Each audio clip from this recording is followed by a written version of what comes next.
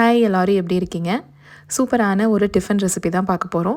Broccoli இருந்தது. ப்ராக்கலியை first நல்லா சுடுதண்ணியில் மஞ்சத்தூள் போட்டு கொஞ்ச நேரம் அப்படியே விட்டுறலாம். தண்ணியிலிருந்து ஸ்ட்ரெயின் பண்ணிவிட்டு குட்டி குட்டியாக கட் பண்ணி வச்சுக்கலாம். கேரட் 2-3 அப்படியே துருவி வச்சுருக்கேன்.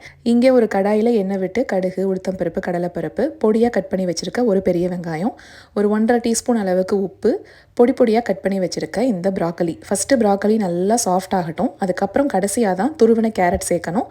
கூட நான் ஒரு 3/4 டீஸ்பூன் அளவுக்கு சாம்பார் தூள் சேர்த்துருக்கேன். நீங்கள் பச்சை மிளகா, வரமிளகான்னு எது வேணாலும் சேர்த்துக்கலாம். வீட்டில் பசங்களுக்கு ஏதாவது ஒரு காய்கறி பிடிக்கலை, விரும்பி சாப்பிட மாட்டாங்க அப்படின்னா அதில் நான் என்ன பண்ணுவேன், சாம்பார் தூள் சேர்த்துருவேன். குட்டி குட்டியாக கட் பண்ணியிருக்கோம் ப்ராக்கலியை. கூடவே சாம்பார் தூளும் சேர்த்துருக்கோங்கிறனால பசங்களால் அவ்வளவு சீக்கிரத்தில் கண்டுபிடிக்க முடியாது. இதே ப்ராக்கலியை வச்சு ராகி மாவில் இந்த மாதிரி ஒரு பணியாரம் முன்னாடியே செஞ்சுருக்கேன். இதில் நீங்கள் எந்த மாவு வேணாலும் சேர்த்துக்கலாம். இன்றைக்கி நான் ரெகுலர் இட்லி தோசை மாவு தான் சேர்த்துருக்கேன். சரிங்க, நம்ம நாளைக்கு ஒரு ஷார்ட்ஸில் பார்க்கலாங்களா?